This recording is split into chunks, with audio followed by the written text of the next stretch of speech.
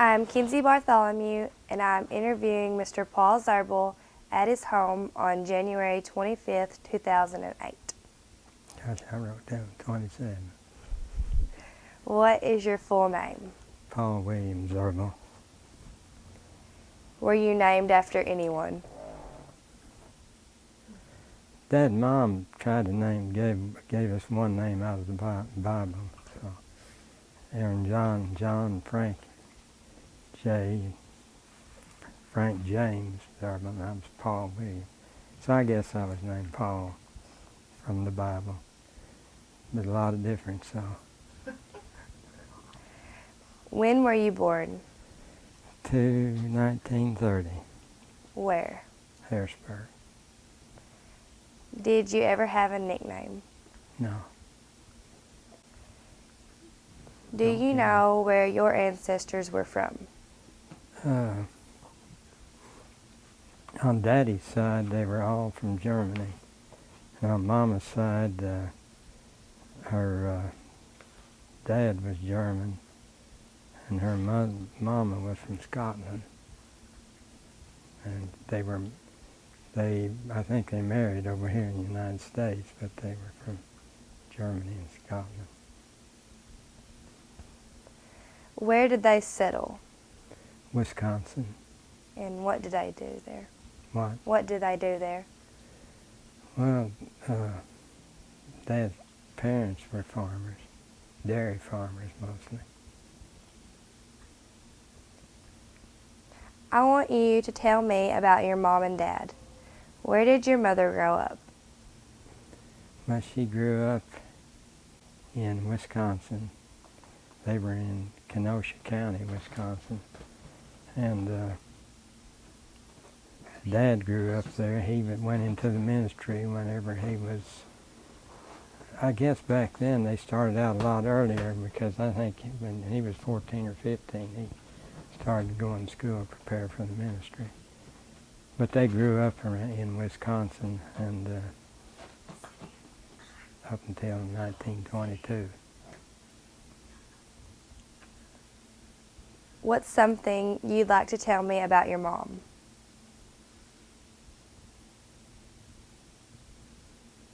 Gosh, offhand, she was a good mom, the best one I ever saw. But I can't. Do you think anything particular, Gene? I can't think right now. I can't think of anything particular. Where did your dad grow up? In Wisconsin. And what's something you'd like me to know about your dad? He was very disciplined. But his dad was the same way. Dad said his dad had a hand about as big as a glove, and he said when it hit you upside the head, he got your attention. Dad was almost like that, but he wasn't quite that bad. He was a good dad. He, by the way, didn't grow up exclusively in Wisconsin, because he was in St. Louis at Concordia Seminary for I don't know how many years. So he possibly grew up there more than he did at home. How did your parents earn a living? Boy, that's a good question. Because I don't know how he made it through college. I don't think it cost as much as it does now. And I don't know. He was a minister. No, that was before he was a minister. Mama was a telephone operator, by the way. I just happened to think about that. She worked as a telephone operator. You know, they used to. They'd be just lined up down through there. She was one of them. And Dad, I don't know what he did on the side, besides going to school. Did they get married before he went to seminary or after he was there? After. Mm-hmm. Tell what you know about like where he went from there and where he had churches at. You know, I don't know where he vicared at. Okay. But Dad was a good singer. He could sing tenor. He was perfect almost in tenor. And they had a quartet while he was in school. And they toured over, to different places here in the United States, probably mostly to churches, Lutheran churches and schools and places like that.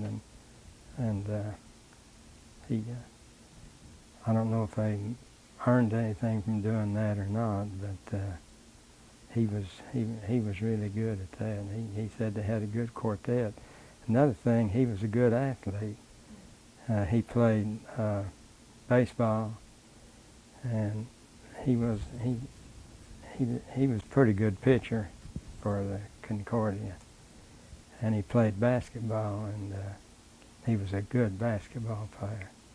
And he was telling us about, there was on the other team, on one specific game, there was one fellow that was rough and tough, and he came down when Daddy had the ball, and he always got a kick out of telling us that guy jumped on Daddy, and he just threw him into the stands. Said everybody was cheering. But Daddy was just just an ordinary person. Where all did he? Do you know some of the places that he did have a church at? Mm-hmm. Well, Waldenburg. I know that Waldenburg was. He came here in 1922. Oh, in 22. Mm-hmm. And he got what? He only had one other church. Mm-hmm. Yeah, I guess the other one was in Port Hudson in Missouri after he left here. But you care if I tell you one thing about when they came down here? No, tell everything you think of. When Wisconsin's a beautiful state. I don't know if you've ever been up there, but everything's taken care of. And they mow the sides of the road, or they used to, and I suppose they're still like that. Dad and Mom came down here. Well, Daddy, they give you an option. Where do you want to go? He wrote down he wanted to go to Canada. He and Mom were going to go to Canada, up north. He was born up north, and he wanted to go there. So whenever he got his assignment, it was to Waldenburg, Arkansas. Where in the world was Waldenburg, Arkansas? He said he just wadded that thing up and threw it. And later he went back and got it. And he said they came to Arkansas. It was the best move he ever made. He said when he first got down here, they got off the train. There was a big hog wallow right in the middle of Waldenburg. And Mom said the fleas were so thick they'd just cover you up if you got close to it. And Dad said they almost got back on the train. And I can imagine, because I remember what it looked like when I was young. It wasn't anything to brag about. But they had a hotel here, about a 3-story, was it 3 or 4 story? I think it was 3. No, it was getting kind of old whenever I can remember it. But that's where they lived for, a year or two. So finally the congregation decided they need to build a parsonage. And it took them about 2 weeks to build a parsonage. Just threw the thing up, no insulation and no nothing in it. And that's where we lived till Daddy left. Where was it located, the old parsonage? Just a little bit farther west than where the parsonage is right now. It was more down in the woods, if I remember right, and then they built this one out where they could get to it and everything. Big difference, Yeah. what that one is and what it used to be like. That's about all I can remember, just offhand.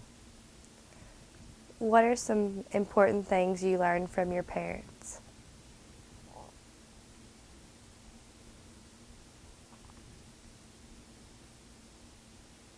I don't know. Think about it. They were good Christian people. That was the important thing. Think about I don't know if it means much, but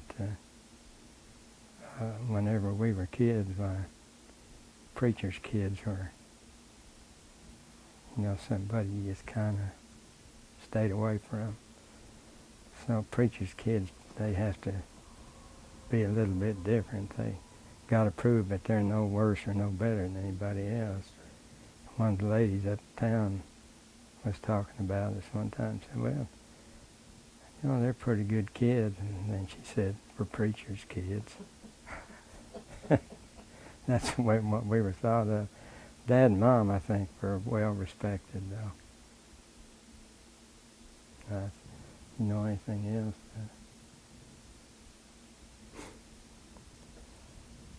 Tell me what you know about your grandparents on your mom's side.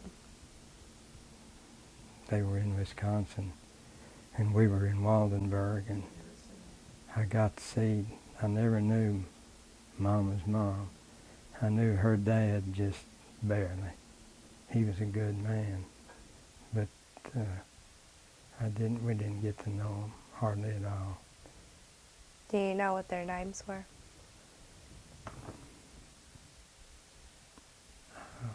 I should know.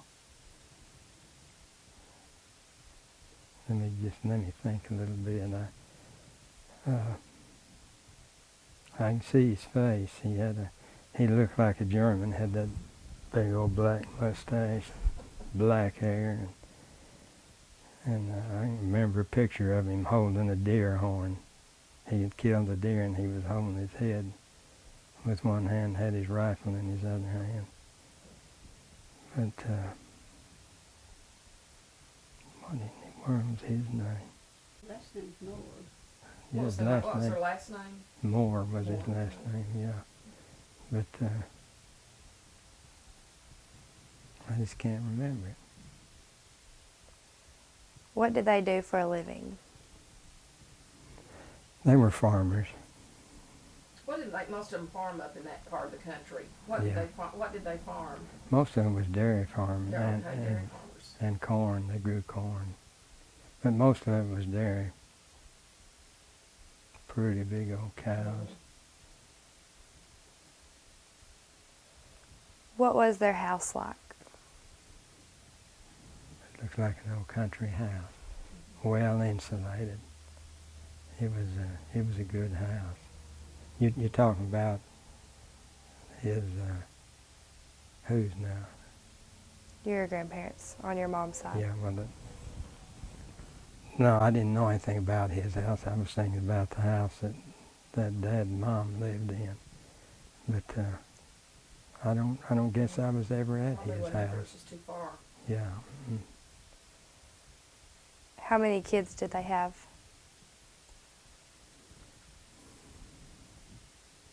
On Mama's side,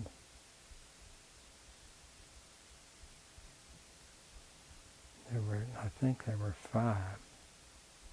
I'm not real sure, but there were 5 on my Mama's side. You want to know how many there were on my dad's A side? minute. Less than a minute. Okay. Can you tell me a story about your mom's parents? Do you remember ever hearing your mother say anything about her parents? Do you remember ever hearing her talk about them? I can't remember anything particular, no. Okay. Tell me what you know about your grandparents on your dad's sides. Like, what was their name?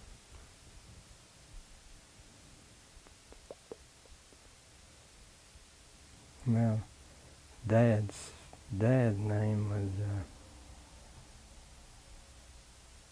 his name was August Zirbel. But he had more name, but I can't remember what the rest of it was. But I know part of it was August. They pronounced that German. That's what? That's the only name I ever heard. And Dad's mom's name. Did you ever see her? Christina. Huh? Her name was Christina. It I was? don't know what her last name was. Okay. That's all I know about it too. I remember when we would go up there, we were just real young, and she must have been in her 80s or 90s, and she was just a slim, small woman, and we couldn't hardly understand her because spoke English with a real German accent. You just couldn't hardly understand her, but she was real nice to us kids. I remember Aaron John was telling her, said, "Come on, Grandma, I'm going to race you to the other room." And he took off running. Here she came, just like that, you know. She was a nice lady. What did they do for a living? Farm, dairy farm. Just about all of them did. All Did those people that had those dairy farms, do you know, did they make cheese and stuff, or? We went to one of Daddy's brothers had a dairy farm and had a cheese factory there. That's what I was wondering. And they'd make those great big old round humps of cheese. And that cheese didn't taste like cheese I'm used to down here. It was, I don't know what it was about it, but it had a different taste to it. It was good. But boy, they must have been 25 or 50 pound big old rolls of cheese. Take that. Did you think any of those farms that like his brother had, were those some of the, was that where the parents were, you think? Yeah, I think so. Probably was someplace. Yeah, they were all up around there in Someplace. Wisconsin somewhere. Part of them were down in the central part, and part of them were in the northern part around the big lakes up there. Are there still Zirbels up there? Hmm There's also there's a Zirbel down here in Tennessee that's going into the ministry. Frankie, my brother Frank, was here the other day, and he said that did I tell you there's a Zirbel over in Tennessee? He's vicaring, and he's one of our relatives. Well, Frankie that's called him, interesting. and he's a relative of ours. What was your grandparents on your dad's side? What was their house like? It was it was a 2-story house, wood covered, you know, outside, no bricks or anything. And because when we'd go up there, we'd get sleep upstairs. You could look out across the country. But it was a nice house, good, tight, warm house. Had to be up there. They said snow would get deeper than the fences up there sometime. How many kids did they have? 19. What? No. 19 kids. You're kidding. Dad's dad, From two. Oh, yeah, but still. yeah, his dad, his first wife had 10 kids, I think, and then Daddy's mom had 9. There were 19. So there are quite a few Zirbels up around there yet, but we don't know them anymore. All the young people. He was But can you imagine 19 kids? I No. can't imagine that. I cannot either. But No those, wonder the house was warm. big. I got a lot of kick out of it. We knew most of them. Well, he had quite a few sisters, but several brothers too.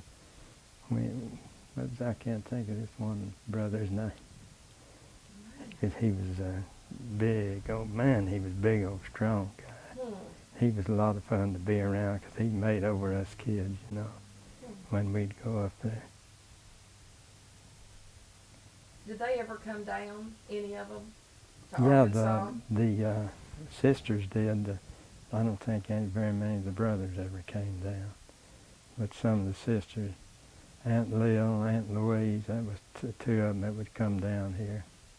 They were really nice. What did they think about Arkansas? Do you remember? Well, I don't think they really cared all that much about it. Arkansas, you know, has always been just a cluttered up state. Yeah. But they didn't. I don't know. They made a lot of fun over Dad and Mom when they not necessarily made fun of them, but you know, kidded them about coming down here to Arkansas. Where in the world is Arkansas? And there was the last train. There was a book written about the last train to Arkansas or something. And they got a lot of fun out of kidding Dad and Mom about living down here in Arkansas. But Dad said it's the best thing that ever happened to him. Can you tell me a story about your dad's parents? No, I don't know enough about them. I didn't get to meet the grandpas and grandpas like we do now. What about your brothers and sisters? I didn't have any sisters. I had two brothers. One of them kind of took the wrong road and became a preacher. The other two of us farmed. How did you all get along when you were growing up? Well, we got along fine. Aaron John and I kind of had it over Frankie a little bit. He was the last one in the bunch, and we would. He had good lungs, I guess that might have been from us chasing him around with a water hose or pulling him in a wagon around the house and turning the wagon over, and his mouth would get that wide, and Daddy'd be out there and have us by the ear or by the hair and say, "I told you to be careful with him." One time, Frankie was out there and he and I were messing around, and I got the water hose after him. That was after we finally got running water. And he was laughing, looking back at me, and took off running, turned around, ran smack into a tree. Just kabong. That's when his mouth got wide. Of course, Dad got a hold of me. Aaron John and I and Frankie Aaron John and I had to clean upstairs. Every Saturday, Mom said, "Boys, clean this upstairs, get the dust mop." And we'd get upstairs and we'd have to take a rug and take it out. So we'd holler at Frankie. Just about the time his head would get to the top of the stairs, we'd throw the rug and down he'd go. Of course, it was just an accident, whenever Mom and Dad got hold of us. Well, they had the people in the community fooled, and they're pretty good kids. But we had a lot of fun together. When Aaron John went into the service, into the Navy, he used to make these airplanes, and cover them with this real, some kind of special paper. He'd cut out all the wings and everything, glue them together, and boy, they were pretty outfits. When Aaron John went in the service, Jack Knappel and Frankie got up there with his planes up on top of the house and lit them on fire and sailed them off the house and watched them go sailing down, burning, I think they just about did every one of Aaron John's airplanes like that. I always said when he was off defending the country while Jackie and Frankie were out there burning his airplane and sailing them off the house.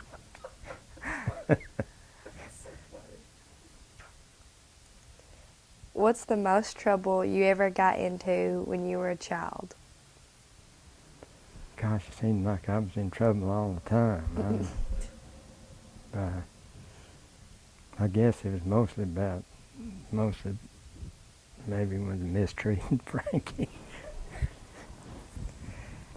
Not trying to hurt him or everything, just having a big time. Of course, he was a trouble.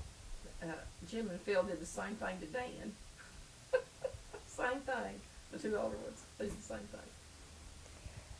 What happened when your parents found out? Well, we got thrashed. And don't do that anymore, of course. No, we won't do that anymore. But just till the next time. But Frankie had to take he was a little smallest, and he had to take all the butt of our jokes, I guess.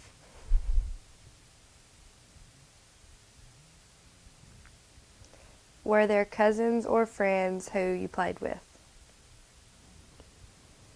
Friends, we didn't have any. There weren't any Zirbels down here. We were the only ones.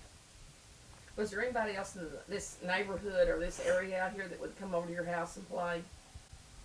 Oh, yeah. Who were some of them? Sonny Wolf, Arthur Wolf, Franklin Horace.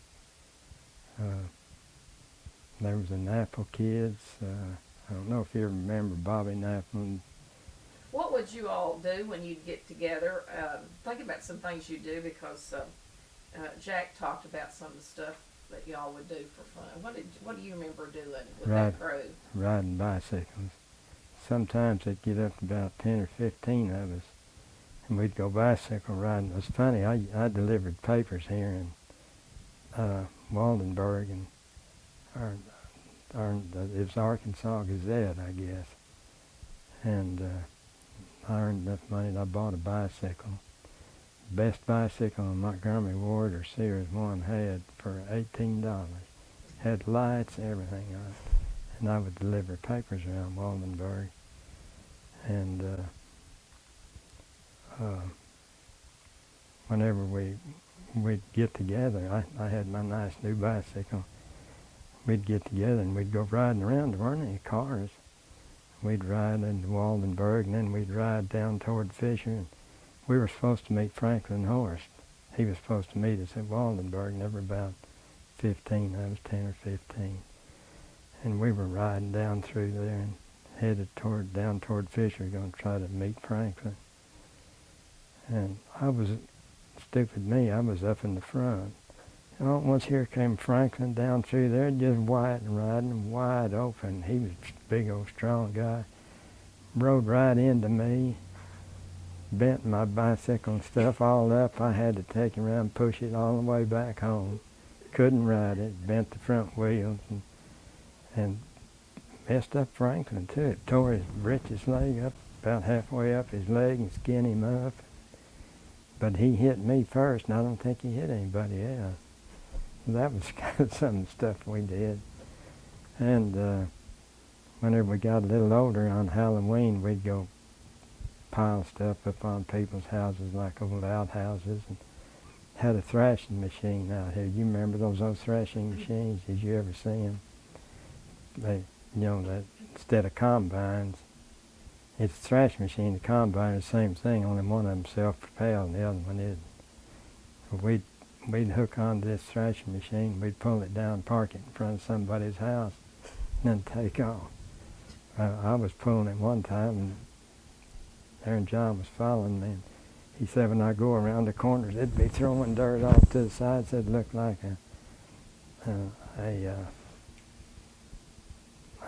what do you call them?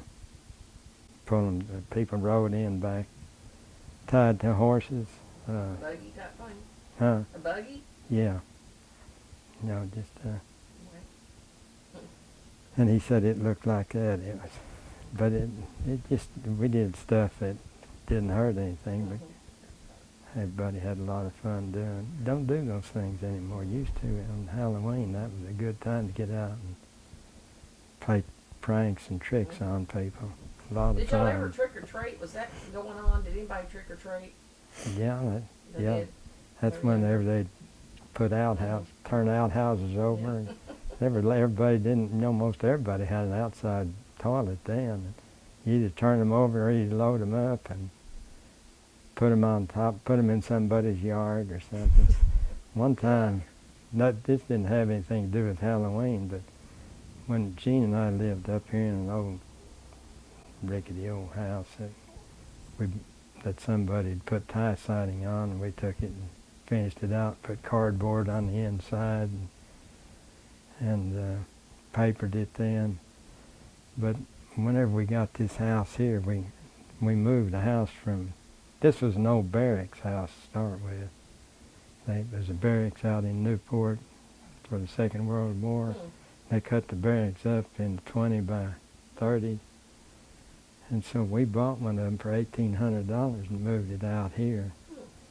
And Aaron John and I, we didn't have an indoor bathroom. It was in there, but we couldn't afford to fix it. So we went down where the old house was and took that old outside toilet, tipped it over into the truck, and the back end was sticking up in the air with two-holer. And we were driving down the road, and a carload of women went by, past us, and they were just dying laughing. You had your own bathroom with you.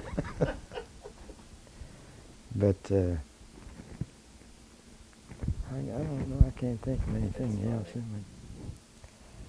Tell we used to me- go, one other thing we used to do, on the creek that comes through by Waldenburg, by Dennis's, that's where we used to go swimming. And we'd go up in there and back in the woods, didn't wear bathing suits, we'd just jump off in the water and chase the snakes out, because sometimes the snakes would have catfish caught, you know, and we'd run them out and get out in that old muddy water. We thought we were having a big time, and I guess we were. We had one guy out there one time, and he didn't know how to swim, and he got out there and he got scared, and I was going to go out and save him. I went out there and he grabbed me around the neck, and man, under we went. I couldn't swim or do that. But we got out. We had a lot of fun doing that too. We had to. Do you remember riding horses? Did some of them ride horses? Yeah, we used to. Ryman's had ponies. Dusty and what was it? Dixie, Dusty, and Trixie, and Hinky Ryman. You know, we call him Hinky Junior Ryman. Bill and I, and Jack Napple, and we'd ride horses down to Jackie's, or we'd ride them up here. Everybody had pasture then, and I'd forgotten about that. We'd go out in pasture, and the horses would let us get up to them and smell around us, because they weren't afraid of us. And we would grab them by the mane and jump over in on their backs and then take off without any saddles or bridles or anything. And those stupid horses, they'd run under limbs trying to rake us off. And they would once in a while. Doesn't sound stupid to me. But one day I was Daddy, and I couldn't find a horse that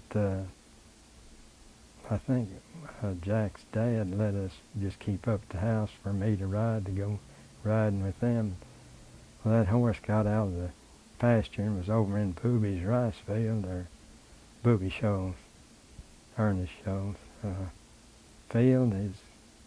I don't remember if it was a rice field or what it was. Anyway, Dad and I went down there to get him, and I put a belt around its mouth and got on it. You know, I was going to use that to guide it.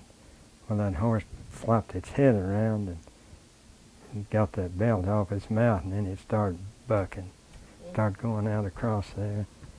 And finally, it got me up far enough, and off I went, and we looked up, and Booby was over there watching us, and he just was almost laying on the ground laughing so hard. He said, "That's the funniest thing I've seen in a long time." Well, we had a lot of fun with horses, but we were, one day we were over at Jackie's. They had a bunch of cattle, and the horse I was riding was one that, I don't remember whose it was, but that thing knew how to guide cattle where you wanted to go, and it would, if a cow went that way, the horse would get over there. If it went that way, it went that way, but it would run and stop and go back. Well, it ran and stopped and went back, and off I went, and I hit on this hand or this hand, just bent it back and fractured all those bones in there. Man, that hurt. But they called it a green limb fracture. Said like a green limb, when you pop it like that, how all those splinters come out. So they put a cast on it. Who put the cast on it? Who did that? There's their doctor? I think it was a doctor in Wiener. Mm. What was his name? Doctor? Was it Dr. Alcott? Yeah, it might have been Dr. Alcott, or it might have, I really don't remember. It might have been somebody from Jonesboro, I don't know. Daddy said, "Oh, it'll be all right," and boy, it wasn't all right, and finally they had to take me to the doctor. Tell me more about other people in your family or a really close family friend.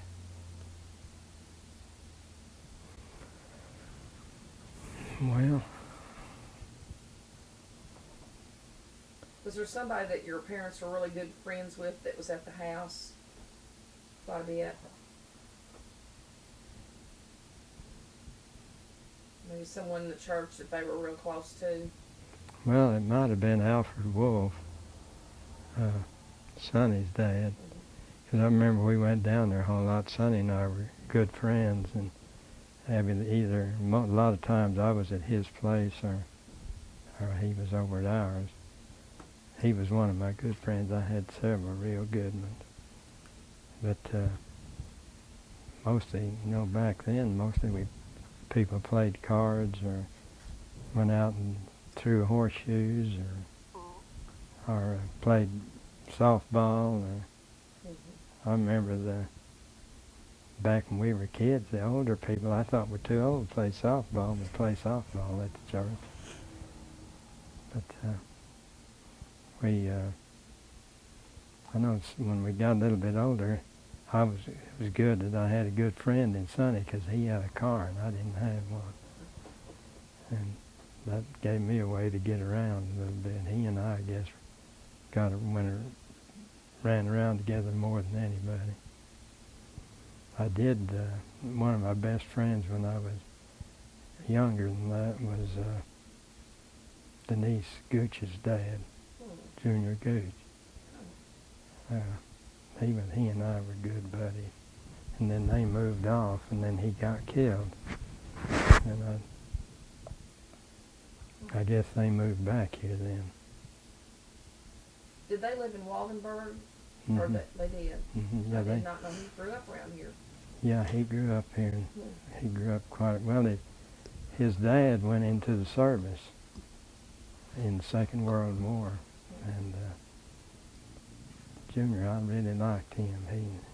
And then he moved off, and you kind of get away from people like that. But he was really a good friend when he was still living here. I don't know anything else.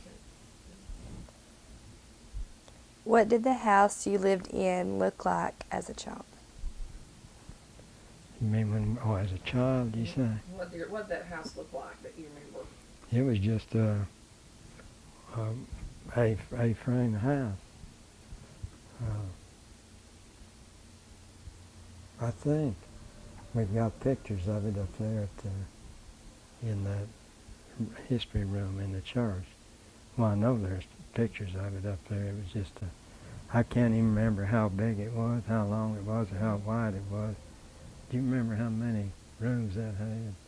It had a room or two upstairs. It had And 2 bedrooms downstairs, and a living room, and a dining room, and a kitchen, and a bathroom, and a back porch. and a back porch, and upstairs just had one big bedroom. Did you boys sleep upstairs? Us and the dogs. We had 2 or 3 dogs, just like we got dogs here. I think we had 2 most of the time that were in the house. But it was a good house. It just wasn't insulated. It's hard to keep in the winter while Dad would put wood in the stove. He would bank it at night, and in the morning there'd be coals in there, and he'd put more wood in there and open the air, whatever you call it, open the chimney and the air things on the front. You could hear that thing start sucking air when that heat got that fire going. A little bit, he'd say, "Boys, time to get up. We got to go milk the cows." So we'd get up and go milk the cows.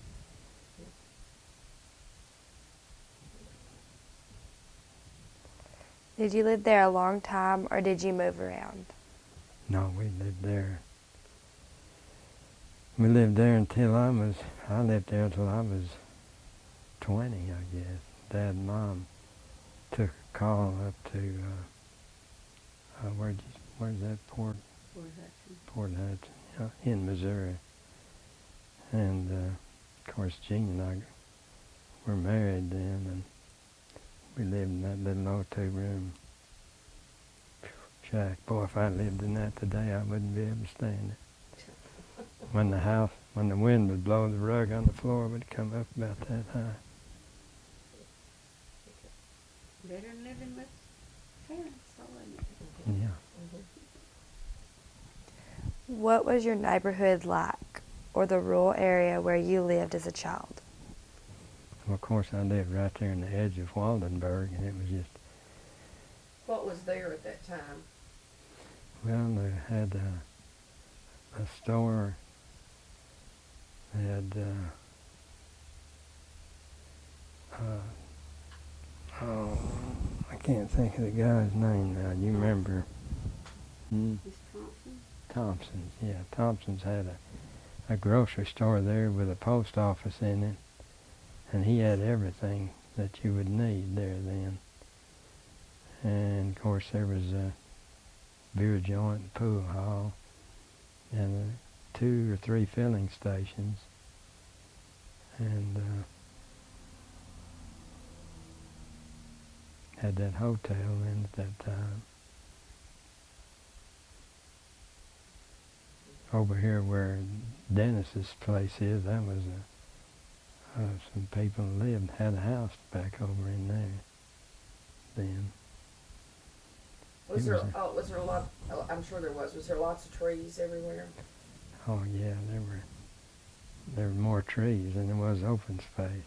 Over there where Dennis's are right now, that was a wood there with a house in it. And right across from the church, Lana Redmond's sisters lived there, didn't they? Or was it Imogene and Eileen? Mm-hmm. They lived right there in the house with trees. There was just a house there with trees all around it there. There was a sawmill in town, back where L and L, on this side of the road. Back down just a little bit maybe toward the church more was a sawmill. And there was a cafe right there at one time, had a restaurant in there that, what was those 3 boys' name that came over to the house? Remember one of them was killed out there. Their dad was killed out there where Sonny Wolf lives now when they're putting that well down. Johnson, yeah. After her husband got killed, they were digging a well down with a screw type. Just, two men would get on it and work the handle to dig out the dirt, and they were bringing that thing out. It got against the highline wire and killed Sonny's brother and this Johnson, Bill Johnson, I think his name was. So after that, his wife put in a cafe there that they had for a while. I can't remember. Oh, there was a barber shop there too. Barbara Daniels. Daniels, that's what his name, Barber Daniels. And you'd go in there and he had these old clippers, hand clippers. He'd go up the side of your head instead of going all the way out. Just about time he'd get to the end of it, he'd go click. Man, I didn't like his haircuts, but that's where we had to go. Haircuts cost about $0.25 now. I was going to tell you about, he had 2 sons. One of them was Albert Daniel, and the other one was Herbert Daniel. Albert, I was delivering papers one morning, and Albert, this was a war had just started. And Albert was out there, he had a slingshot with marbles. We used to do a lot of marble shooting, and have a ring out there and throw marbles out there, and you try to knock other people's marbles out. And anyway, Albert Daniels had a slingshot. He was a good-looking guy. He was 18 years old then. And he was out there shooting those marbles away. I said, golly, how come you're shooting those marbles? Well, I got called into the service, and he was shooting those marbles. He said, do you want them? I said, yeah, I'll take them, because, man, you used to have a lot of fun with games of marbles. Aaron John was one of the best ones around here. But anyway, Albert went into the service. No, this was before the war started. He went into the service. He volunteered. He was on the USS Tennessee the battleship, and he was waiting. They were pretty close to the USS Arizona. That one that the bomb went down just blew the ship apart, and all those boys are still down there.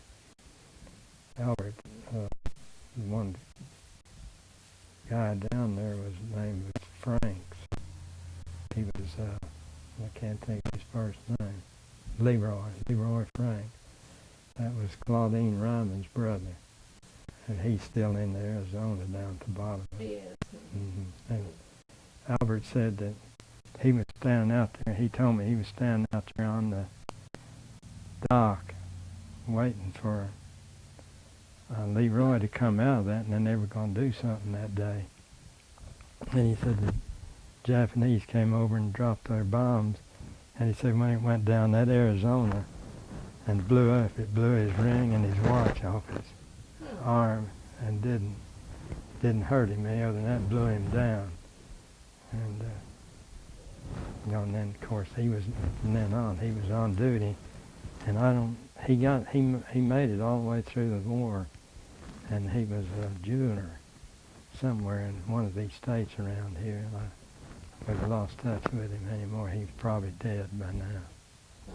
But he was really a nice guy. Do you remember going shopping with your mother as a child? Yeah, but not much.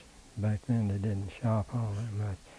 We had Sears and Montgomery Ward catalogs, Montgomery Ward catalogs, and you ordered a lot of stuff. People just didn't drive around and go shopping then. What were the stores like? What were the stores like? Boy, they were a lot different than what they are now. They had a lot of stuff was in barrels, and like flour and sugar. Was sugar in barrels too? Sometimes what you do, buy a barrel, or sometimes they'd just buy out of a barrel. Pickles and stuff would be in barrels, and didn't have the cold drinks that we have now, but you could get a cold drink, a big one, for a nickel. Candy was in jars. Where you looked at, they had a lot of licorice candy and stuff like that, suckers and canes or peppermint, long sticks, and that's more what I remember than but most of those stores, or this one here in Waldenburg, had clothes too. They sold clothes besides food, and then they had the post office in there too, yeah. But that's about all I can remember. Oh, they'd have fights up there once in a while. They sold beer there too, and people would get to drinking too much beer, and they'd have some pretty good fights. What kinds of things would your mother usually buy? Well, we grew most of it. We had a good garden, and so we didn't buy too much stuff like that. She had to buy flour and sugar and stuff you needed to cook with, because we had chickens, and we had hogs, and we had cows. So we had our own meat, and had vegetables, and we had plenty of milk and butter, and didn't have to buy that. So most of what we had to buy was just stuff that you used, like we wore, or stuff you used, like towels and things like that. Otherwise, they had, mostly they had work clothes and stuff like that. They didn't have any fancy stuff. That's about all I can remember about it.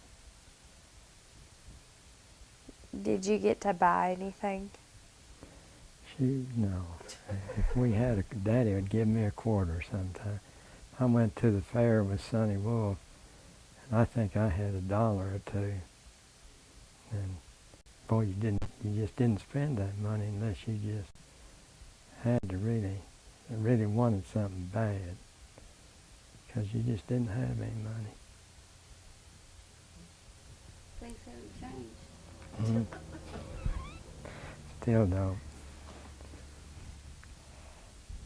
Can you remember any stories your elder family members used to tell?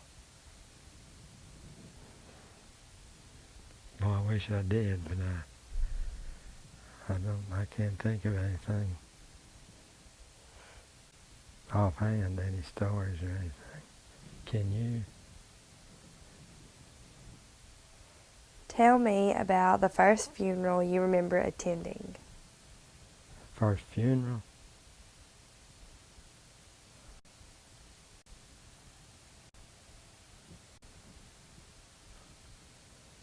I can't remember any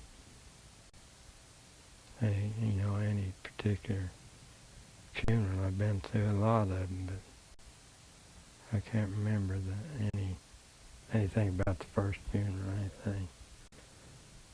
I do remember it. Sonny Wolf's dad. He had cancer. He got lung cancer, and I would stay up with Sonny. Sometimes that's one I remember because Alfred said, "Boy, Paul said, I hope you never have anything like this." And so it must have been pretty bad. But that's the one I remember that Sonny and I used to. Everybody was taking turns. Whenever he died, Alma Wolf's dad was down there with him, and he said he got a big smile on his face and died. Were Sonny and Alan married then? Or was that when they were young? Younger? No, they weren't married yet. They were just people just took turns and that back then staying with somebody like that. Boy, he really had a bad. But he must have been a lot better whenever he died. I guess all that pain was gone then. Were your parents strict? You see any finger marks on the side of my head? Daddy talked about his dad, but boy, he could hit too. Dad was strong. He didn't just beat us. Mama'd use a coat hanger on her. We'd tell that story on her. She said, "I did not. You make me sound like I'm." You did too. But they were good to us. We deserved everything we got. I bet you did. What were some of your household rules? I don't think we had any. I don't remember any household rules. We had to clean up the house or our part of it, and we had to go to bed at a certain time. And we had yard to mow. In the summer, we had the cows to milk, the hogs to feed, and chickens. We had some of the dumbest chickens or something. We had an old shed out there that we kept feed in for the chickens. And I usually did the feeding. Well, Daddy did too, but I did a lot of it. And those chickens would get out there and you'd go out there and act like you saw something out. And the chickens would look all around and they'd peck on the ground and look, and then they'd take off and they'd make a circle. And when they came back around, well, they'd be looking all around, and I would act like I'd throw something out. But they wouldn't. They'd stand there and look, and finally they'd take off and make another circle around the house. After they made about 4 or 5 circles, I'd throw the feed out there for them, and they'd get down to eating. Dumb chickens. Daddy was getting, we had nests out there, and Dad was getting eggs one day. And he was feeling all around in the nest. He never did put his hand all the way down. And he looked in there and there was a snake. The snake was laying all curled up inside that nest. And he was failing around, but he never did put his hand down on it, and it didn't bite him. I think it was an old chicken snake. What did your family do to have fun together?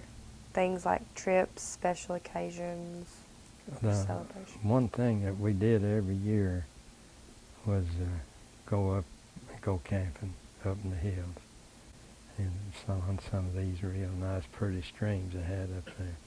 And that was back before they started building everything around them, like Mill Creek and what was that? Blanchard Springs, yeah. That's where the church group would finally start going later on. And it was just things like that. We never did, I don't guess we ever go to anything other than just a place where we camp out. Tell me about your family pets. Was there a special pet that was yours? Yeah, I had a pup, a dog, a small dog. Aaron John had one called Tippy, and I had one called Elmer. Tippy was the best hunter, but Elmer would go along behind and back him up when they'd tree squirrels. We had a lot of squirrels down here.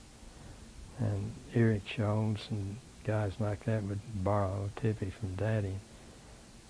And he would go out, he could tree squirrels and find squirrels. He was one of the best hunting dogs. And Eric and them would take that dog and he would sit right by the table and they would feed them just from the table, because he was such a good squirrel dog. But whenever they would be treeing squirrels, while Elmer would be back there pulling on limbs and barking and grabbing trees and pulling on them and shaking them around. And Tippy'd be up there and doing the treeing right by the tree. And he'd turn around and make sure Elmer wasn't up there, because if Elmer came up there, he'd just jump on him. But Elmer was a good little old dog. Both of them were good dogs. Back then, dogs would have fits and stuff, and they didn't last like they do now. They didn't have medicine for that, whatever caused them to have that. But was that distemper, you think, that they were getting? No, I don't really think it was distemper, because I had one that got distemper before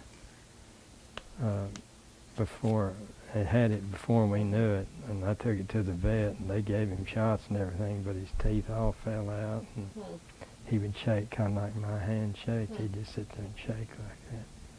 From that distemper, this other stuff, I don't know what caused that. But, What medicines or remedies do you remember as a child? What? What medicines? Chill tonic. And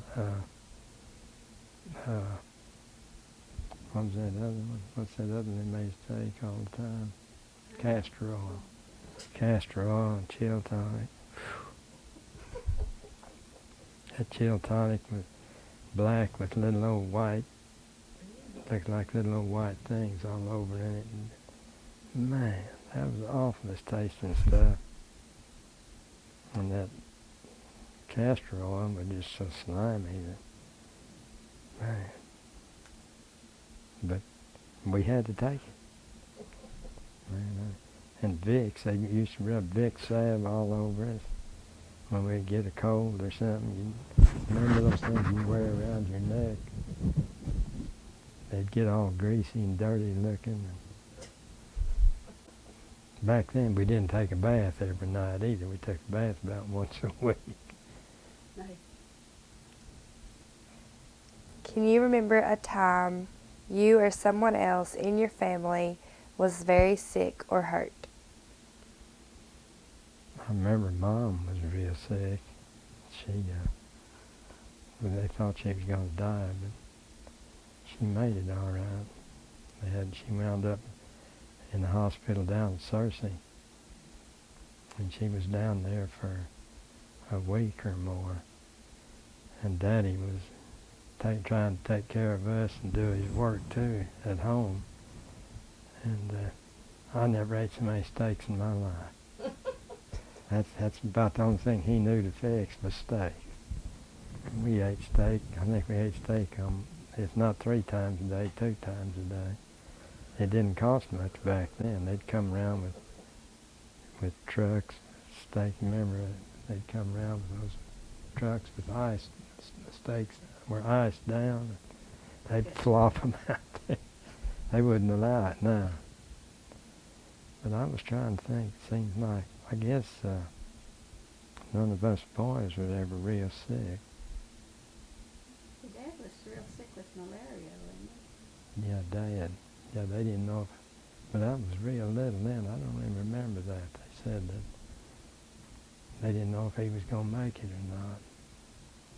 But he did. But I don't remember much about that. Was there a doctor? Was there a doctor? Yeah.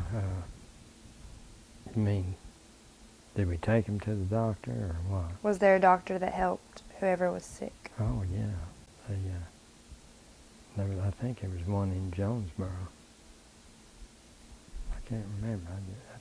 I was young, and I just can't remember much about it, and I don't remember any of the boys, any of us being very sick.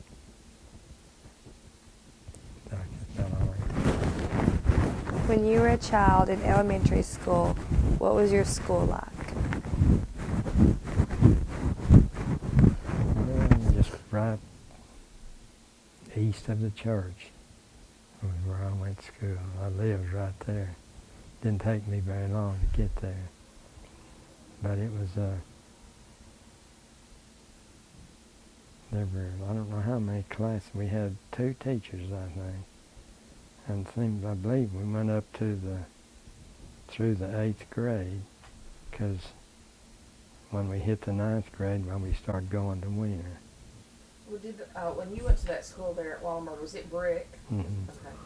It's big old brick. Mm-hmm. I've got a picture of it. And when they tore it down, I can remember going over and watching. They had kind of like channels or something that go from the top down to the bottom. They saved those bricks. They'd pry them out and knock the stuff off of them and let them run. And then they piled them up back there, and I don't know what they did with them. Somebody took them. But that was a good school. It had 2 big rooms and then 1 big auditorium. And I remember we used to have Halloween stuff there and everything when we were kids. They'd come by and have movies there. And some of these entertainers, do you ever remember the Wilburn brothers? Do you ever hear? They were there. I still remember that Wilburn family came through here at Waldenburg and stopped there at the school and had a program. They were good. That's it. When you were a child in elementary school, what was your school? Oh, I just did that one. Can you think of a story you could tell me about something that happened to you at grade school? I know one thing that happened to me. I used to get these gum balls, about this big around. And I had one in my mouth, and I don't know what happened. It didn't have running water, then it had a pump out there in the yard. And I got that thing in I did something and got it in my throat, and I couldn't get it out. I thought I was going to choke to death, and I ran out there and got down my head after that, started working that handle, and got that thing loosened up, and finally got it swallowed, and that felt like a brick going all the way down. It was a pretty good-sized gumball. Man, that scared the fire out of me. I thought I was... The reason the teacher didn't want you chewing gum. I thought that was it. And another time I had a fight with a guy. He was a Baptist, and I was a Lutheran. A couple of Christians out there were fighting because... That was best. Yeah, it was something we were arguing about. That's why we used to do That's I don't know of anything else. What did you do in the summers when there was no school? Golly, we did everything. We went swimming every day. We rode bicycles. We went hunting. That was just, and we had to mow the lawn too. They had those old push mowers and had those windmill type. Man, they wouldn't cut half the time, and we'd try to sharpen them, tighten them up. And but anyway, that's what we did. We just enjoyed ourselves. 'Cause there was a lot to do. There was a lot of bicycle riding, and just, you had a lot of friends. Just had a good time. Okay. I'm Kinsey Bartholomew, and I'm interviewing Paul Zirbel at his home on January 25th, 2008. What kinds of toys do you remember playing with when you were a child? Most of the toys we had were built or made. We had barrels, wooden barrels had metal straps around them, and you could take them and take a stick about this wide and nail well, it looked like a T whenever you got that end down there. Man, you'd take those barrel hoops and just run all over with them, and if you had 3 or 4 of them, well, you'd try to knock the other guy's hoop down, and we had a lot of fun with those things. And we played washers, where you take washers about that size, put you a hole here and a hole down there, and you'd throw. And let's see, what was other stuff we had?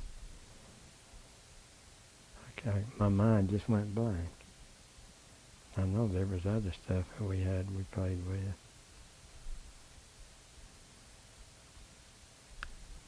Anyway, I can't think. Well, we had wagons, of course. You didn't have anything that had any power to it, If you had to have any power, you had to do it with yourself. Did y'all ever play something called jump board, where you put a board over something like, it would be almost like a teeter-totter, and you'd stand up and you'd jump and pop the other person up in the air? Probably did. I don't You don't remember. remember playing that? I don't remember doing it, but if it was done, well, I probably did it too. Most of the jump board, or what do you call them, teeter-totters, were on the school grounds. Of course, this was different. This is just something that I found a few people did. people, we probably went over to school grounds and played around there too. Yeah. But around home, you just didn't have very many things to play with. If you couldn't build it, well, you didn't have it. Or if you get somebody to build it for you.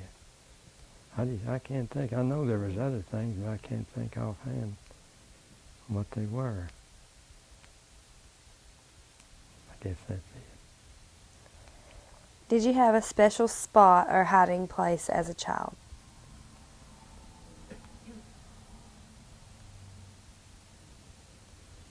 Not that I can remember. Tell me about the oldest person you can remember knowing when you were a child. The oldest what? Person.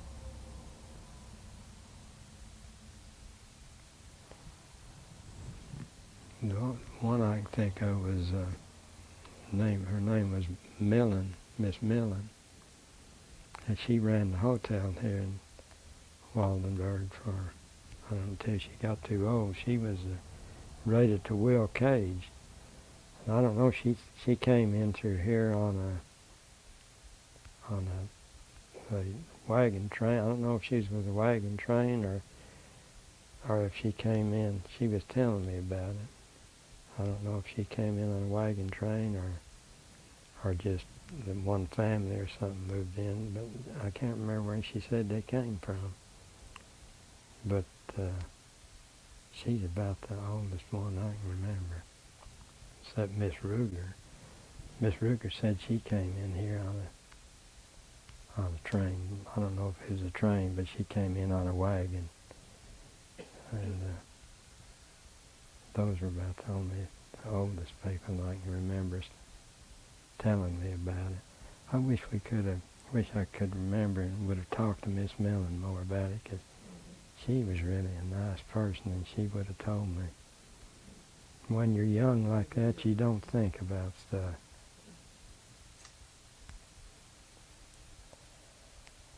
Do you remember hearing any stories about Joe Bruner? I didn't know anything about him at all until this year. Tell me about a friend you had when you were a child that you really liked. I liked Junior Gooch, because he and I, both lived in Waldenburg. We both had wagons, not wagons, we both had bicycles. If we didn't have bicycles, we had feet. And we could run and play and just have a good time with each other. But he was, and another fellow I had was Jackie Mulder. He was a cousin to Alma Wolf and the Rugers. And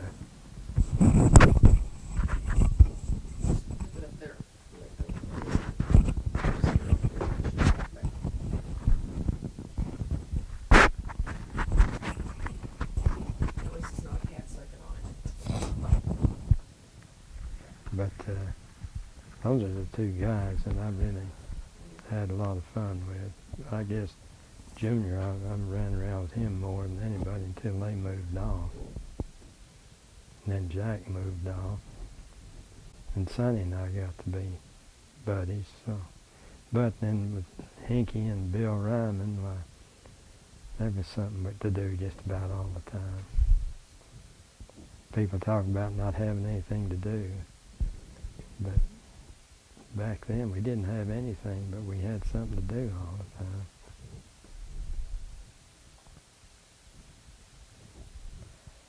Tell me about a child you remember that you didn't like. I didn't like.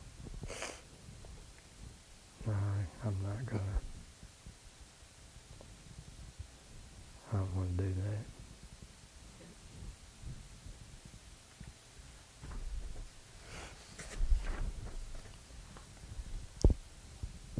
Tell me a story about spending the night away from home when you were a child. So,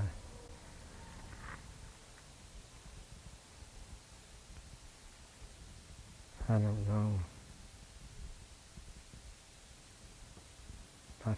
I can't think of any.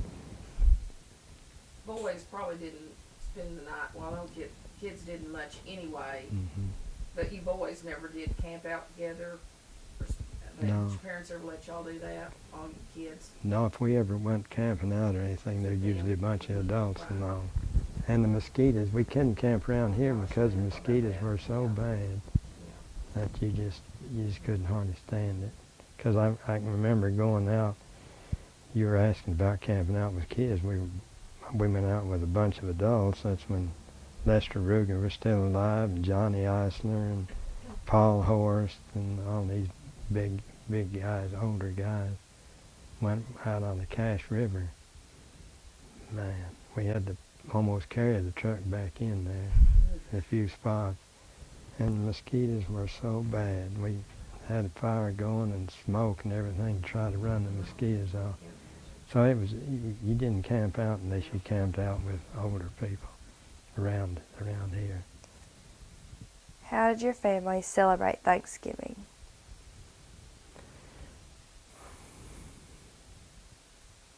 With a dinner or a supper.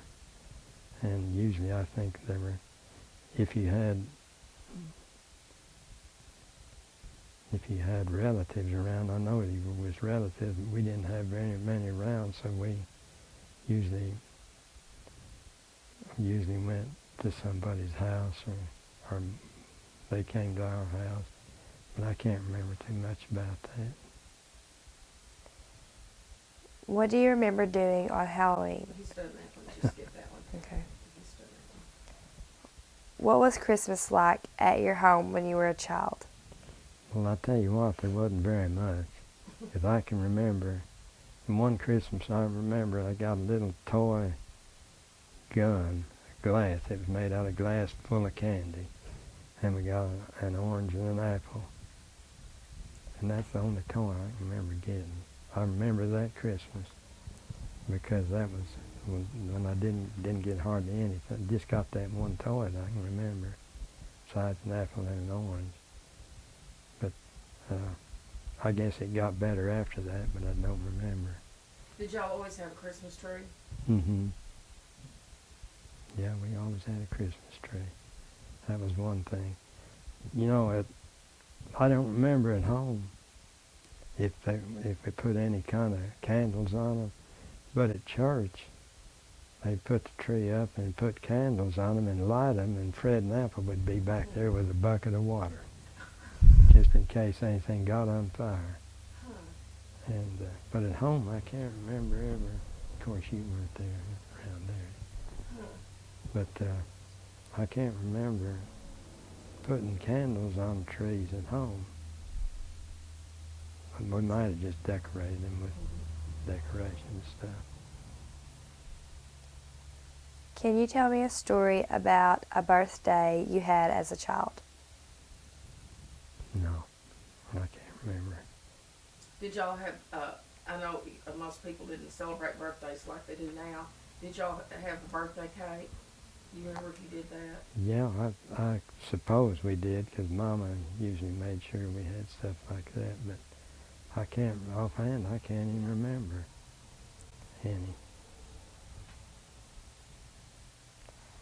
Who's the first president you remember? Roosevelt. What is the thing you most remember about him? I just remember he was the first president I can remember knowing. I don't remember any presidents before that. Of course, he was becoming president just when I was starting to get a little, when I was born in 1930, and I think he was a governor in 34 or 35 or somewhere, and then he was president whenever the Japanese bombed Pearl Harbor. That's, I guess, the main reason I remember him. I don't remember who was right before him. I don't remember who the president was. No, it was Hoover. That's right, it was Hoover, because I remember Gene's dad telling us about the Hoover. They'd kill rabbits. You know, they didn't, everything cost, and nobody had any money. And they call them Hoover hogs or something. They call rabbits. But, yeah, something like that, because they had to go out and kill rabbits to have something to eat. Okay. Tell me about what high school was like for you. Well, the first week after of course, when we went to Wiener, well, they came around us and they came around and started picking us up in the back of the pickup that had a cover over it. And the fella from Wiener, I can see him, I can't think of his name, was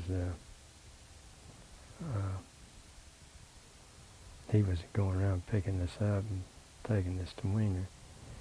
But we got up there, and Mr. French got up there and said, boy, blinked that one eye and said, all right, you kids, I just want you to know, no more or less, what you can get away with and what you can't get away with.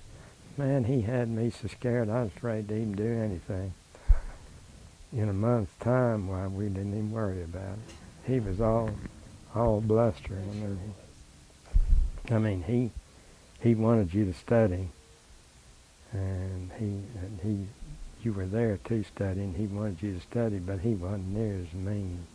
He was nice. But boy, he sure scared me that first day. But I remember school as a pleasant time in my life. It was up there at Wiener. I always enjoyed that. Had a lot of good friends up there. Wonder what's happened to them. Now I want to ask you about your social life when you were a teenager. What were some of the most fun or wildest things you and your friends did? Used to go up to Grundon's and go swimming up there, and then watch them fight. old Gumpy Gallagher was using in a fight with somebody out there. I stayed way out of that, but we had a lot of fun doing things like that. And let's see. Well, I can't think of anything. It was just,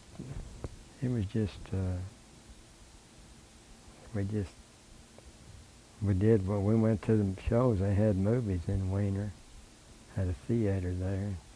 We'd go to the shows, and they had other things going on. I guess they really had more stuff going on then than they do now as far as for entertaining people. You had to, there was just, I don't know, it was just a lot of stuff to do back then. Did you play basketball in high school? Mm-hmm. I wasn't any good. I held the bench down, but I could play, but I just wasn't very good. They had other guys. There were other people in my class that were good basketball players. Old Buddy Santney, boy, he was top of the line. He, Cowboy Walker. You never heard of them? Oh, no, see, I've got a picture of your basketball team. Oh, you did? Mm-hmm. I saw you on there. Sonny Wolf was pretty good basketball player. These boys in Wiener could, they could play, but we had to ride the bus home, and then we had to work when we got home. But boy, if we could have gotten up there and practiced with them, we'd have had a lot better team. But now, you got more time, and the coaches work on. We had some sorry coaches. Golly. One guy up there, all he was worried about was chasing women. He didn't care about teaching us anything. What? Said they hadn't changed. Well, I don't know now. Did you have a curfew? Yeah, we had to go to bed before. We didn't have TV or anything. We played cards or whatever there was to play and listened to the radio. The radio had stories on it where you could use your imagination, like Gunsmoke. They had Gunsmoke on radio, and it was good. Just then had the Green Arrow and different stories on there that, man, you just sounded like it was right there, But anyway, that's what we did. What was the movie theater like that you went to as a teenager? Boy, it was a wonderful place. We'd go in there and they had popcorn, cold drinks, and good movies. Movies you can go to. Throw popcorn at each other. Throw popcorn at each other. It's a wonder they didn't throw us out. Did y'all ever sit upstairs? Yeah, but most of the time when I was there, the black people sat up there.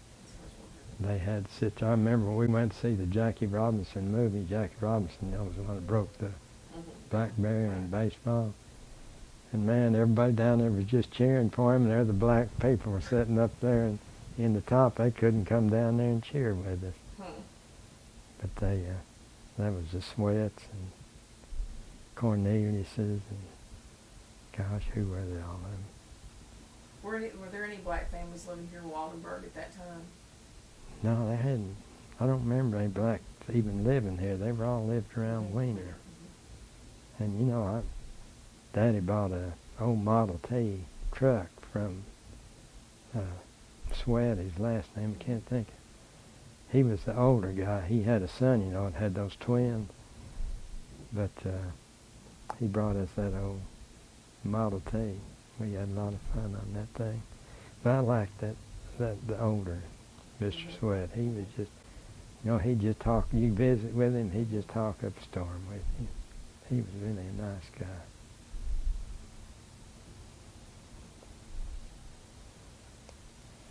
Who taught you how to drive?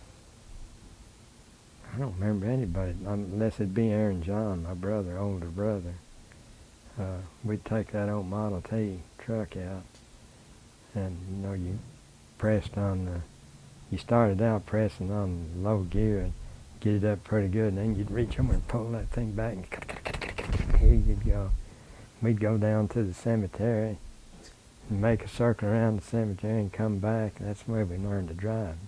But Aaron John would drive it most of the time, but once in a while he'd let me drive. And the steering on it, if you got it around too far, it'd lock and you couldn't get loose. You couldn't get it back, so you had to be careful with it. And we'd usually have about 5 or 6 dogs and about 8 or 10 kids. Not all the time, but a lot of the time. And the way we started it was to jack up the wheel, one back wheel, push that high lever, or I was in high. And then you'd get up there on that crank, and it'd be in gear. You'd get up there and you'd turn that old crank. You'd have to first set the coil where it was buzzing. Am I wasting your time? Then you'd grab hold of that crank and start cranking it. When that back wheel would start turning, that was just like an extra pull there helping you. You get it going pretty good, and it'd finally catch and start. So everybody would get on. I don't remember how we would. Aaron John would get on it and throw it out of gear then, and we'd get the wheels back on the ground, and he'd press that that lever for low, and here we'd go. And everybody'd be hanging on. Sometimes we'd go around that corner too fast, and there'd be 2 or 3 dogs, or 2 or 3 people would go shooting off the side, and he'd stop, pick us all up, and here we'd go again. But that was fun to learn to drive then. There wasn't much traffic on the highway, and they weren't after you then, driving. You just, if it would run and you got out on the highway, well, that was fine. And, but you had to drive more then. We drove tractors and stuff like that. Learned it was just a natural thing to learn to drive. I think, we learned to drive when we were 10 or so, and I think Gary Zirbel, Gary, he was driving when he was about 8 years old. Because I remember Sonny was driving and said, not that, you can't even see him on the tractor. And that's about right. He was just so small, but boy, he knew what he was doing. But that's where we learned to drive, just by getting out and driving with stuff and now you couldn't do it, you'd liable to get run over, especially on this highway.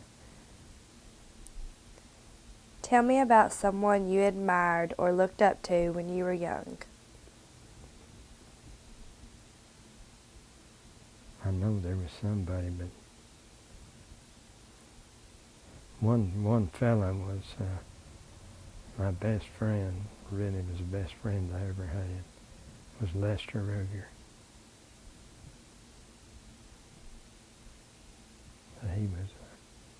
He was the best friend I ever had. What was it you admired about him? He was just a good Christian man. He and I thought a lot. He told me one time, he said, I tell you stuff I don't tell Velma. And I don't know, he and I just hit it off and got along good, and we just enjoyed being around one another. And I missed him bad for a long time. I've heard a lot of people say he was a really good person. He was just top of the line. He was just a good Christian man, and just a real good friend. You couldn't ask for a better person, a better friend. He was right there if you needed him. He's just a good man. I guess that's the one guy that I really did think a lot of. What is your most vivid memory about World War II? I guess the bombing of Pearl Harbor. Because I remember we were at church, and we came out of church, and I was coming over to the house, and Bill, Ryman, and Hinky came running after me and said they just bombed Pearl Harbor. I didn't know where was Pearl Harbor. I didn't even know what they were. Nobody hardly around here knew where Pearl Harbor was. But we found out, you know, that's I guess the main thing that I can remember about it. I would say offhand.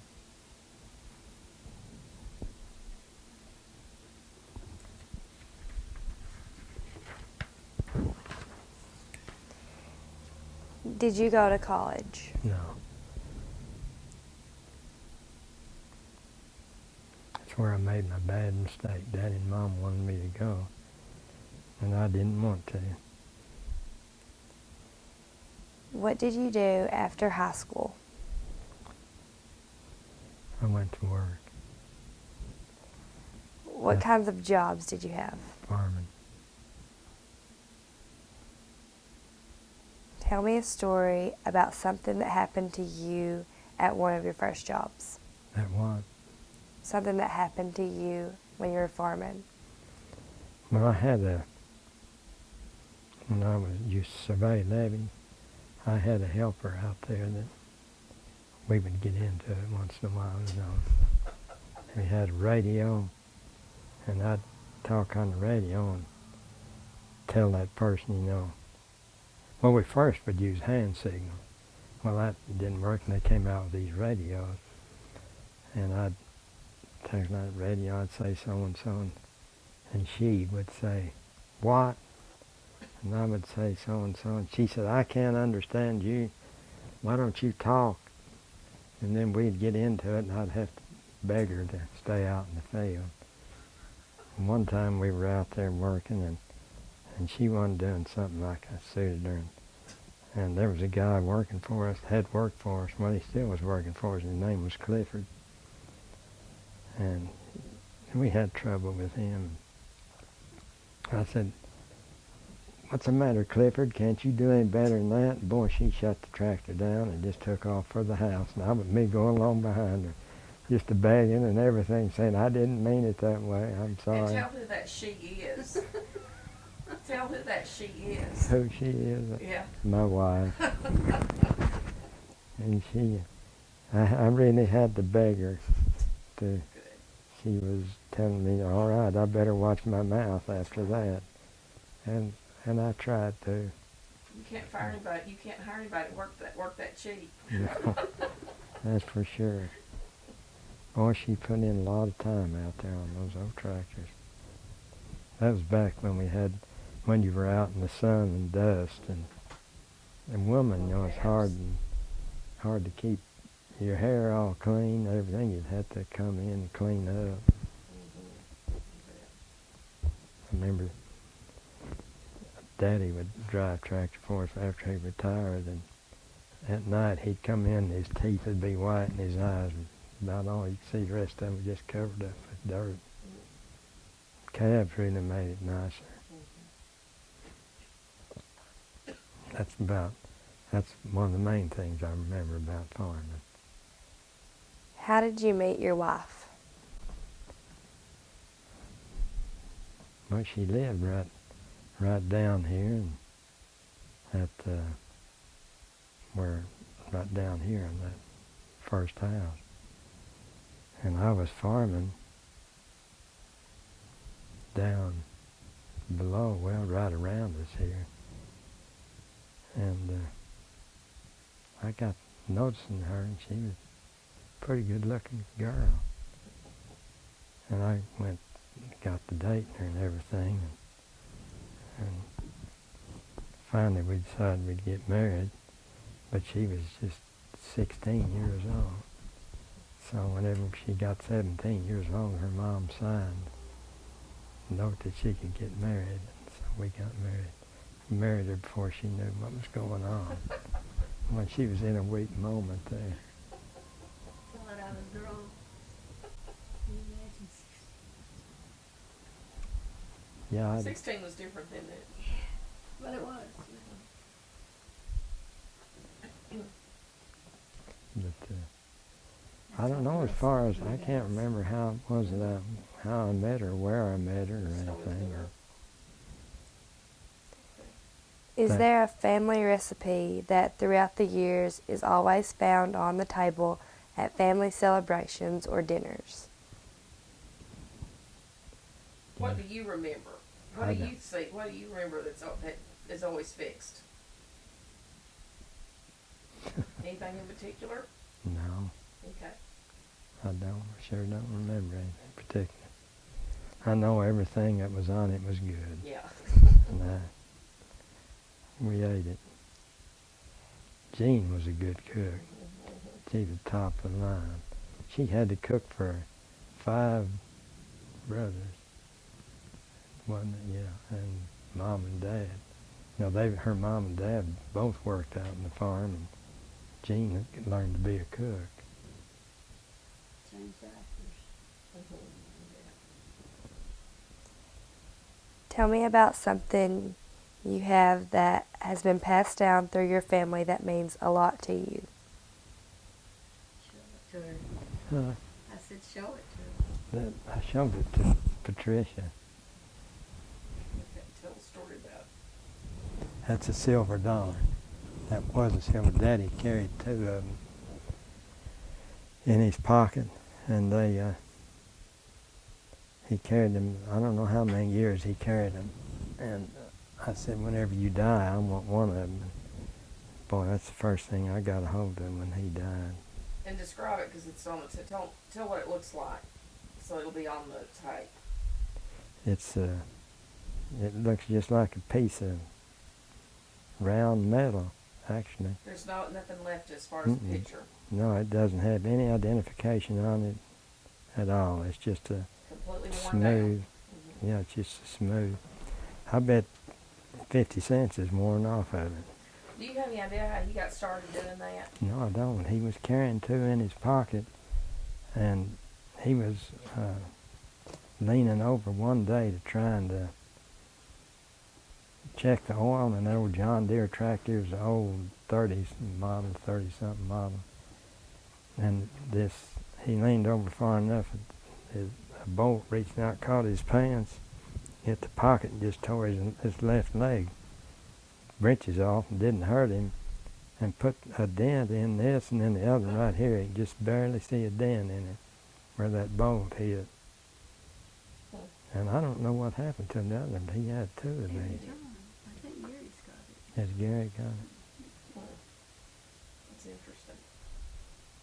You've seen the silver dollar, haven't you? So you, See, it's nothing yeah. on it. but now this, I don't know, Daddy, I don't know how long he carried it, but he must have carried it a long time. Yeah. That's about the, do you think of anything that was passed down from, I can't either, other than this. Tell what you remember about the He businesses. kind of did that one. That was the one in Walmart. He was talking about. He's done that one. Tell me about the first television you remember seeing. One I can remember is going down to Fred and Louise Napple, and they had, it was just a small, about a foot, just a round. It wasn't oblong or anything. It was just a round screen about this big, and they didn't have much on TV then. In fact, I don't remember what they had on. At one time they just had gospel music and wrestling and what? Fights, that's right. There wasn't any other sport. I mean, basketball or football or baseball, they weren't showing anything. And they showed detective movies or something like that, you know. There wasn't hardly anything. It was actually better than what they got now. They don't have anything now either. Of the inventions or discoveries that have been made in your lifetime, which has been your favorite? Like what? What do you mean? Like all the stuff that's in the world's been invented that wasn't around when you were a little boy. What is something that they have now that you like a lot that was not around when you were a kid?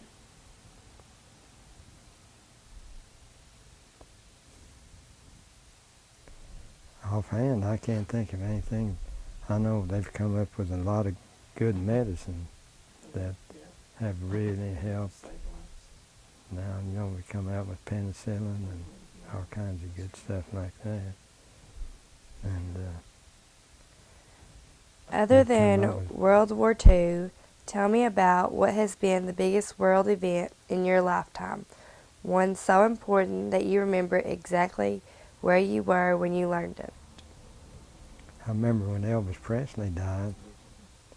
That wasn't any big event, but I was riding a tractor, and the guy on the radio said, "Huh, listen to this. They said that Elvis Presley died." He said, "Oh, that must be a misprint or something." He said, "Hey, well, he was just doing good yesterday, And boy, that was news. And it came on there, and they kept saying, finally, they said it's authentic. Elvis Presley died. They didn't know why, what happened to him or anything. He wasn't very old. He was just in his 40s, wasn't he? But isn't that funny? And then I remember, another thing I remember when John Kennedy was shot down in Texas, because we were working on a house out here, and I was laying blocks out there. And that's the two things I remember. I remember when Roosevelt died, but I don't remember what I was doing or anything. But Now I'd like to ask you about farming. In your life, what is the greatest change in working ground? hydraulics. Before they came out with hydraulics, you didn't have power steering. You couldn't pick a disc up off the ground. You just couldn't do anything. Everything was drag, and they came out with hydraulics, and boy, you could turn that steering wheel just real easy, and you could hit a button and your disc would come up off the ground, and make a circle and put it back down again. Everything just worked so much better when they came out with that. The next thing would have been air conditioning. That was the second thing. What is the greatest change in planting a crop? It's a lot easier, quicker now, but it costs a lot more. What makes it easier and quicker now to plant? You got bigger equipment. You can put seed in a big buggy if you want to plant it yourself, or you can they come out here with those big old buggies that just go make one pass, and you can just go behind them and put your crops in. It's a lot easier, not near as hot and hard on you as it used to be. How did you control weeds before many of the chemicals were available? Man, we didn't. You just in cotton, and we grew cotton for a while. You just had to go out there and chop them out. There was no other way to do it. You couldn't plow them out. And rice, you tried to put a deep flood on rice, and that didn't work. I mean, you get a lot of it, but you couldn't get it all, because before they came out with chemicals, if you made 60 bushels to the acre, boy, you were growing some good rice, because most of the time that grass would, and your ground ran out of productivity. You didn't have fertilizer or anything, and you planted a couple crops, and if you didn't put something back into it like you do now. The big farmers, a lot of them had lespedeza and green cover crops that they would work in the ground. That would put nitrogen and stuff in the ground, and that would really help your rice.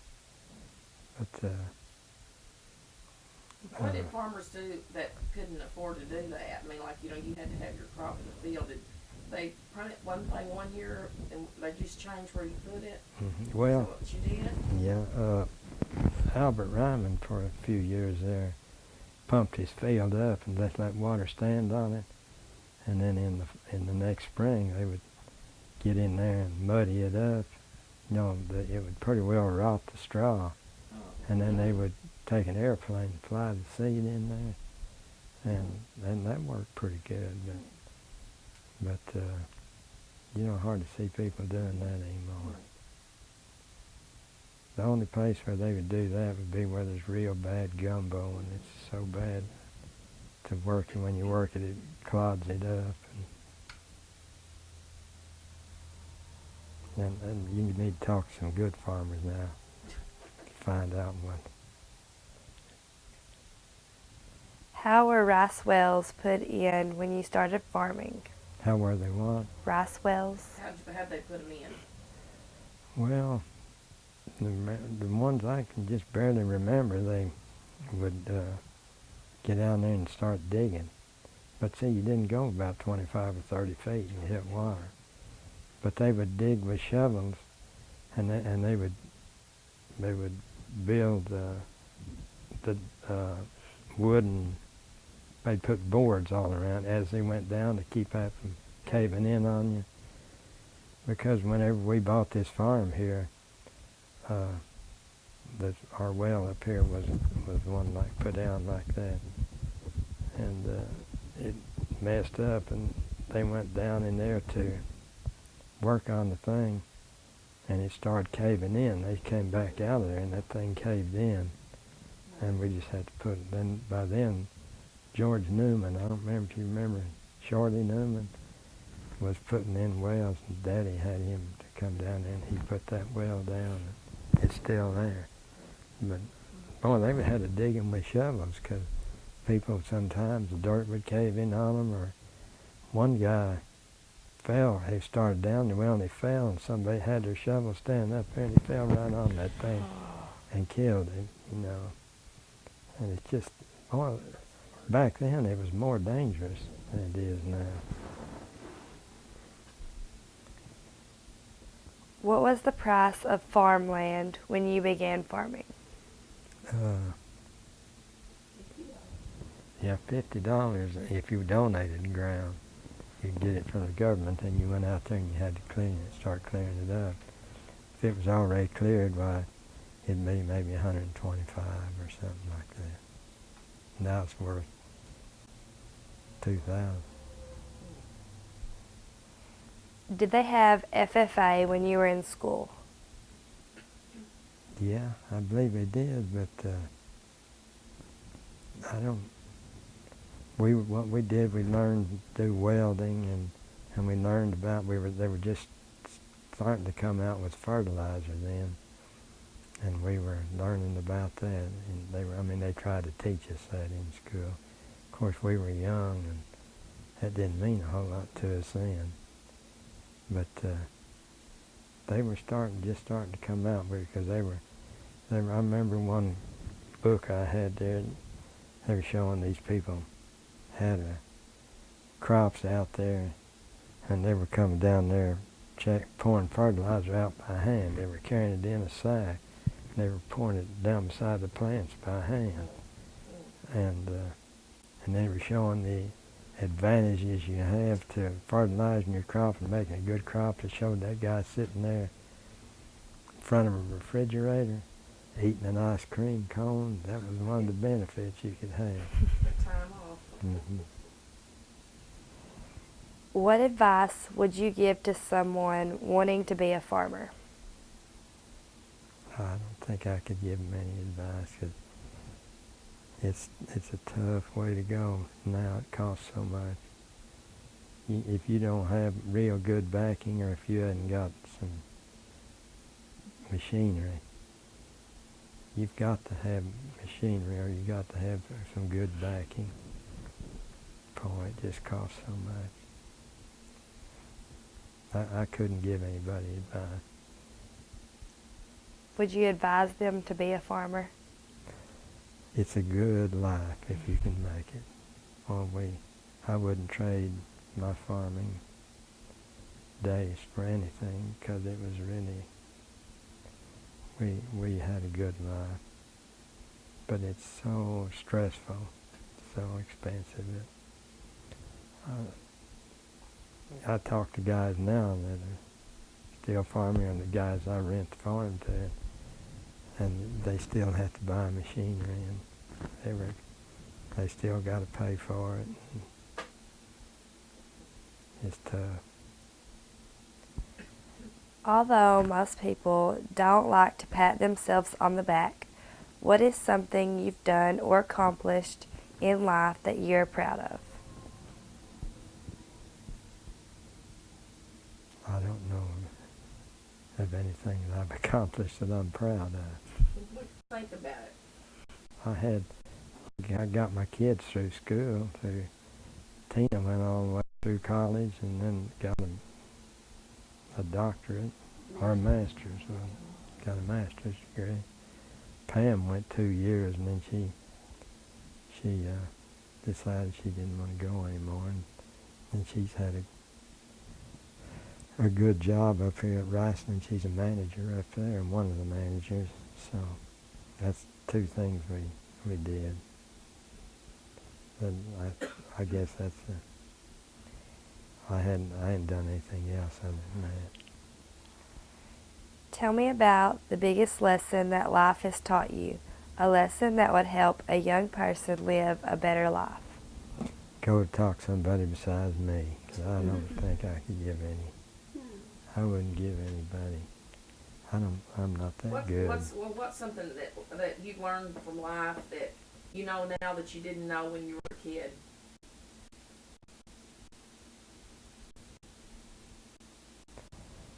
It's different from what you think it is.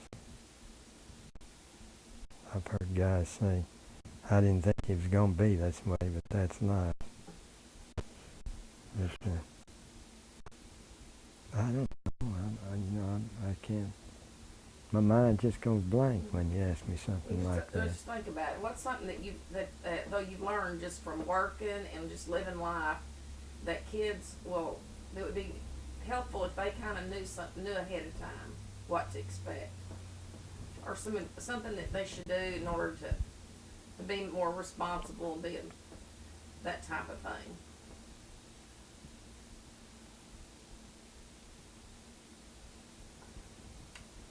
I'm not. I don't know. Okay. I don't know of anything Being honest. Well, that just goes. No, it doesn't either. It doesn't just go. Not in this day and age. Well, I think people ought to stand behind what they say. I mean, if you're gonna do something, you've got to. But you trust in God. Yeah. Okay. Yeah, that's one thing. You don't want to get too caught up in your work that you forget about the most important part in your life, and that's your soul. But that I did find out that's more important than in life. Anything you do, it can be going good, and the next day it's just completely different. If you don't build your house on that rock, like they say, if you don't take God in as your partner, because when everything goes bad, you got something to hold on to. You know that this life is not the main life; it's the afterlife. That means. That's what bothers me about people that don't go to church, what they got to lean on.